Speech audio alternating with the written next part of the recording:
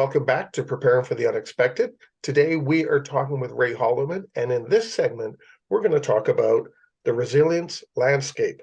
Where does disaster recovery and high availability fit? Ray, that's quite the topic there. But isn't disaster recovery and high availability automatically mean you're resilient? I that is the whole reason why I love talking about this topic. And so really how we break it down is that disaster recovery, you know, as I've talked to most people, is really thinking through, you're having to declare you have lost your production sites versus where high availability really fits in is like that's your production. That's trying to ensure that's like your five nines, your service level agreements, all of these things that keep your production up and running. So they really are two parts of the resilience equation, but they are two separate parts because you can be highly available and not have disaster recovery in play. And you can have disaster recovery, but not have necessarily high availability. And so Mhm. there are two parts of this like resiliency equation that both are for some organizations, they really want to operate at the highest levels of uptimes and uh, operations. And so they're probably going to have, their high availability where they're going to have very tight SLAs where they want to have as minimal downtime as possible throughout the year. But what happens if you're using an active-active solution in high availability, and you're replicating your database from one place to another, and that database gets corrupted? You then have to go to disaster recovery to get it back. And so that's why I try to tease out that they're two separate things, but they work conjointly with each other to ensure that you have like the utmost availability, because that's really a lot of times what organizations look and they're like, we're looking for, zero to little downtime. And I was like, well, we can solve that equation in multiple different ways. It's just what's going to be the best way based upon what regulations and all the things that they have to comply with their organization and laws and countries that they may reside in. And how much money you want to give us? Exactly. It's always the money conversation. I'm like, we can do all the disaster recovery that you want. We can have all the greatest things. But it's going to cost you a lot of money. And that usually gets people to start being a little bit more realistic of their expectations when they start. Because I'll be like, you basically have to have two productions, but one's just sitting as a big insurance policy. And they're like, well, maybe we can do something different instead. And I was like, okay, we have conversations. And so it can be based upon what your criticality is, how important it is to you. Is the infrastructure more important to you than the data? Is the data more important to you than the infrastructure? What are the things that are important to you? And so I think it really turns into this equation to figure out how resilient do you need this application or system truly to be? Well, that's an interesting point because with high availability, and most organizations and customers, partners, suppliers, any amount of downtime is considered a no-no. Doesn't matter how long that downtime is or how small it is. Um, so how does DR still stay relevant in all that? I think DR stays relevant in that, especially as we have moved into this space of cyber attacks and ransomware, because you're still going to have to know how to recover your infrastructure. Because yes, the the opportunity cost for downtime has become, organizations just don't want to see it at all. They want you to stay available. But what happens if you need to recover a region or a section? You still have to have the capabilities to do that. So I think DR starts shifting in a way, and you start seeing people doing more testing of, their backups. How quickly can they stand something back up? Thinking about disaster recovery in ways of especially as we're starting to see more infrastructure as code and containers. How quickly can you redeploy to another region something? Because that means it's not currently existing. So you may have degraded service for a little bit, but how can you bring other regions online as quick as possible? So I think that's where DR stays relevant because you're still going to, you may still need to practice how to do a recovery from your backups. And so that's where it stays relevant because most organizations want to ensure that they are uh, cyber protected. And so that's really big space where I see a lot of DR people getting into because that's where we're having to really face, okay, how can I recover from this immutable backup that sits in, this other area because we went down because of a ransomware and we want to ensure that they are out of our systems before we bring things back online. And so may have to put it into a clean system, verify that they're out before we stand it back up. So disaster recovery starts changing more where it's kind of a connection point into like cyber in ways where we're not maybe just doing straight infrastructure server recovers like we're used to in the past.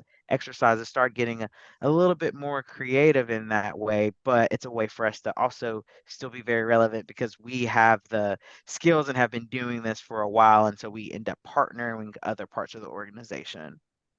You touch on some interesting things that I was thinking of here. That DR, we used to bring up an application or a couple of applications or a server, Mhm, that you kind of mentioned, but you really now have to think beyond because in your organization, one region could be down, but another one is working completely fine. mhm, And you traditionally we used to think one data center down, we'll rebuild it. Well, now it doesn't have to be a data center that's down. It could be a region because of, well, you mentioned Tennessee. So where you are mhm, could be because of a hurricane. But meanwhile, someone in Minnesota, let's say, they're fine. So you really mhm. have to start looking at DR and high availability a little bit differently. Yeah, I think a great example of that, a few years ago here in Tennessee, we had a bombing that took out the infrastructure for a big hub for one of the telecommunication companies here. And so that impacted people in 9 states besides Tennessee. And so people that had prepared for that had dual carriers into their facilities, into their buildings, but a lot of people did not. And so this carrier had, network connectivities, people's telephones went down, our local emergency systems went down. All of these things went down because people had just been preparing for this high availability piece of it, but hadn't thought about what's their redundancy, what's their plan if this, had a lot of high availability inside of that building, but outside of that building, if that whole building was taken offline, which it was, there was nothing. And so it's like, okay, what was your disaster recovery plan? Because you had people that were impacted on Christmas and for 3 days after, where they may have not had cell phone service, internet at their house. That was a huge impact for a lot of people. And so it starts thinking about, this high availability works great until all your high availability is taken out, and then you have nothing to serve your customers with. And so that's really that point of thinking through, okay, there is still a place for this, especially if you're starting to look at regionally and in these zones. Like, yeah, this one zone may be out, and I may be able to move those customers over somewhere, but I may only have capacity to move them for a short period of time. I need to build that capacity back up somewhere else. So I do need to do a restore or a recovery and stand that infrastructure back up because I need to be able to split the workload because I may need to, shift as orders come in or orders go out. And so it's really thinking about what are all of our different plans for whatever may happen. And then you add in business continuity on that too, because uh, you may have orders coming in and orders to go out, but they're being Hmm. managed in a different region now. Hmm. And all of a sudden their workload doubles. So what do you have in place for them?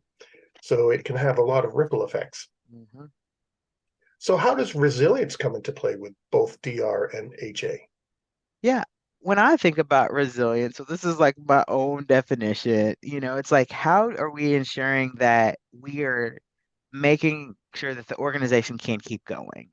Whatever that may be. Can we bounce back from a hit that we take, whether that be a high availability hit, a disaster recovery hit? And so I think that these are two parts of that entire overall resiliency umbrella.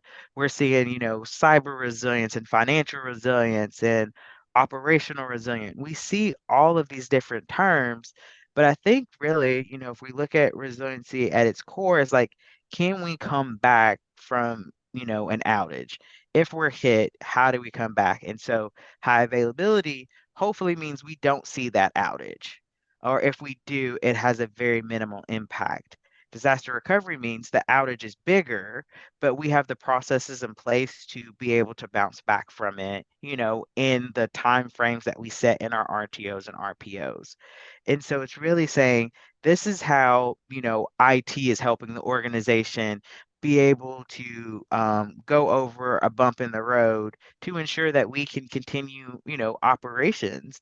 Because I mean, like people throw out facts all the time about like outages are some of the number one reasons why businesses go out of business is because they couldn't provide their service anymore, and they didn't have a plan for it. And so it's like we're the parts that are planning for it, whether it be, investing highly in the high availability so our customers don't see an impact, investing in disaster recovery so we can do the recoveries, investing in both, and all the other areas that we're investing in. One of the things that I like to talk about a lot is that our workforce has shifted so much that when I started, probably 14 years ago, we did downtime on paper because that was something that was still very prominent. You have people that are coming out of school now, and going into these jobs that have never had to document, they've never had to do anything on paper like we did, like if the ticketing system went down in IT, or if the EHR, the electronic health record in a hospital goes down. You've got nurses that have never even seen a paper chart. So that ability to like be able to use that as a workaround from a business continuity perspective doesn't really exist as much as it used to, because you used to have people that knew how to do those things, but a lot of those people have started to retire. They moved out of the field, so Mhm. they're always expecting 100% uptime. And if you tell them there's going to be a downtime, they're like, "Well, what am I supposed to do with my patients?" I'm like, "You got to go back to paper," and they're like, "What's that?" I Like, was never there. What do I go right. back to? Having to take orders, if you're a manufacturing company, having to take orders on, paper or in a spreadsheet and then upload. They're like, I'm just used to using this portal. I don't know how to calculate the sales tax for this product in an Excel document. So that's another way where organizations, we've got to think about that from this resilient space. Like they're relying upon our tech. So that's why we've got to make sure it stays available or we can recover it quickly, because that's what the employees want, that's what the customers want, that's what everybody wants. Everybody wants things to be available 100% of the time. They don't always want to pay for it to be 100 available 100% of the time though. Yeah. Yeah, because it's a little pricey sometimes. So very pricey to do some of these things. You touched on RTOs and RPOs, so I figured, you know what, I've got to touch on that. In disaster with the DR and HA, when it's and I just had this conversation about 2 weeks ago with somebody in a lack of a better term, daily incidents. Hmm. You have your RTO that is established through incident management, and it comes from your BIA, et cetera, and you have 4 hours to flip a server over. In a real big disaster, where you mentioned your example of a bomb, well, you need people that have been impacted by that bomb, and you haven't been able to even get a hold of them yet. So that RTO 4 hours that someone else is expecting is kind of blown out of the water a little bit Mm. until you're able to get people together. So sometimes there's two different RTOs, one on a single event or item uh, level and full scale level. And they're different, whether you've got DR or HA in place. Sometimes those both can be impacted. Yeah, I've been really, as I talk to different people that I know, been really coming up with these concepts. Like we've been so long on like this one RTO and everything has to be within this one RTO. And I was like, I don't think that necessarily works anymore, because like if it's a strict, like, let's say data center outage, server outage, that's quick and easy. So many companies have gotten to the point where they've just kind of automated a lot of that recovery. It's push button, it's, push a button, stand it up, servers come on somewhere else. but and not to get too far into like scenario based planning, but I think we're starting to see there are these other like big buckets of disaster types that are not the norm. I think of, you mentioned the one about not being able to get in contact with the person. Going back to the bombing that happened here in Nashville, I had no clue it happened. My work had been blowing my phone up for hours, asking where I was, could I hop online? And I had both internet and cell phone coverage through this one provider. So I was completely didn't know anything had happened. It's Christmas Day. I'm going on about my life. And so that blew some of our RTOs out of the water because you just could not get a Mm. hold of key people. Um, Very similarly, when we start thinking about cyber incidences, there's a lot of time that has to go into just investigating and seeing what happens before you can even decide, have you been impacted and have you not? That may Yeah. take 4 or 5 hours, and you may have already blown some of your, if you're just going with the traditional RTOs that the BIA states, you've already blown those for maybe your mission critical bucket.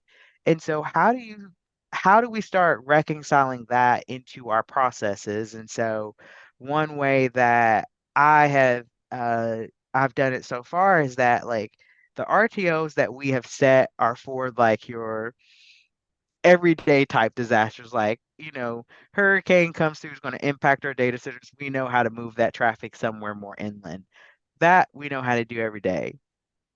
How do we, what do we do if, our entire building is taken out, infrastructure is taking like, not only infrastructure that we are, dependent upon, but as an organization, but people personally may be dependent upon. Those are those outside scenarios. And so, like, do we assign a different RTO to those? Do we go through the process, or do we just say everything is try to get it back up as soon as reasonably and safely possible to do it? Whether that be safe because we've included that the servers are, clear and there's no impact that may continue to harm our organization, or is that people safety that they can access the site, the things that we need to be able to restore. And so I think that's a concept that's going to come up more and more, especially as we start Mm. thinking through resilience, uh, you know, with both HA and DR, is that how do we ensure that, we are setting the expectations correctly to the business? Because they may have an expectation. They were like, well, your RTO was 4 hours. And I was like, yeah, but all of Tennessee, like all of Middle Tennessee doesn't have it. Half of Middle Tennessee doesn't have internet right now. So all of our key people can't even log on from home on Christmas Day, or they haven't even been notified yet. So it's taking us much longer to notify people. So that 4 hour RTO is unrealistic because all of our key people don't know yet. So I think it'll be interesting to continue to see how do we evolve that conversation?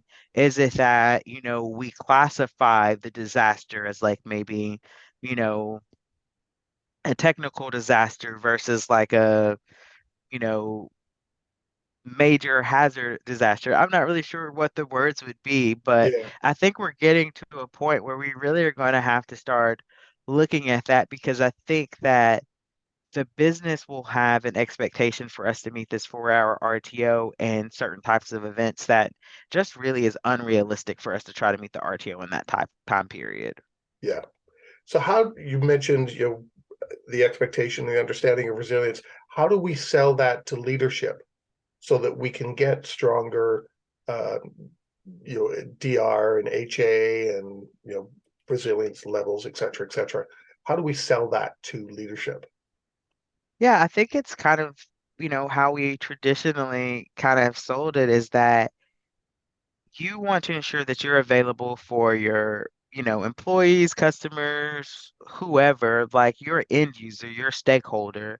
We want to make sure that you are available with them because we know that people will switch. They will go somewhere else. If they can't buy the service from us, they will go to our competitor to get it because we were unavailable at the time because people just don't want to wait anymore. And so it starts helping the bottom line in your revenue because you're going to be available. You'll be able to accept that order. You won't have to worry about them switching and going somewhere else.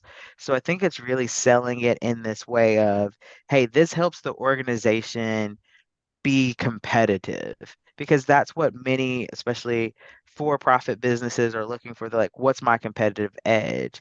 Yeah. If we think about every time that, we see like a Netflix or Hulu outage, all the outrage that it gets on the internet, because people are like, I pay for a service. Am I going to get money back because you were down for 4 hours and I couldn't use it?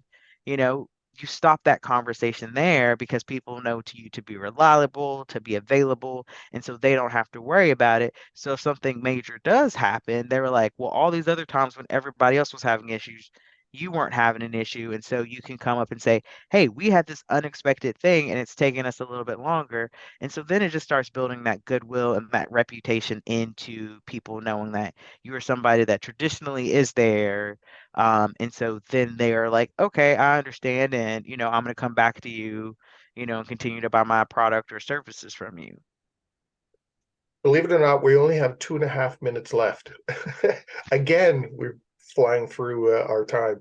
So, would you like to share any final thoughts or comments maybe we didn't touch on when it came to HA and DR and the resilience landscape? Yeah, I think really, as we start looking at how disaster recovery, high availability, anti-resilience landscape, I think it all depends on where an organization is in their life cycle, their ecosystem. So I always try to tell, if you're going to focus on one thing first, I say focus on being able to recover if something happens, because you can always bring in that availability piece as you come down the road. But if you can't even recover your items, Mm. that's going to be the harder part because then you've got to figure out how am I going to rebuild all of this infrastructure, all of these various different things. And so I tell people to start with disaster recovery first, get your plans, get solid there, then move on to high availability. You can start bringing in those type items, eliminating those single points of failure, being able to automate that detection of your failures. And then you're really starting to look at that play in that really, really resilient landscape. And so it's just getting people to kind of step through it methodically and not try to tackle everything at once because there's parts that you can do, as you go through disaster recovery, you can have some pieces of high availability if you architect it in certain ways with certain types of applications. So you can start getting there, but just being very methodical about how you go through and build this resilience program out. Well, a lot of times, and I'm sure you've experienced it too, is everyone just tries to do everything at once, and then it all kind of falls apart, either Hmm. through a real situation or when they try to exercise and test it. It's like, wow, Yes. nothing is working. What's going on? Exactly. I'm always like, start small and we can build from there. Like, let's not try to take it all on at once. Start with the small things that we can start accomplishing, because then you're just building on top of each other versus having a very rocky foundation. And like you said, it just collapses the first time you actually put any pressure towards it. Yeah. And on that note, we've come to the end of the show. Ray, thanks so much for sharing your time and expertise with us once again. I really appreciate it. Yeah. Thanks for having me back. Oh, more than happy. I'm sure there's going to be a fourth time. Yes, So, and we'll probably see you at another conference when we do a live broadcast too. for sure. Great. Well, thanks again, Ray. Really appreciate having you back and chatting with you once again. And everyone watching and listening, stay prepared, everybody. If you like that video, thumbs up. If you didn't like that video, thumbs down. But leave me a message and let me know your thoughts. Of course, don't forget to subscribe. And in the meantime, stay prepared, everybody.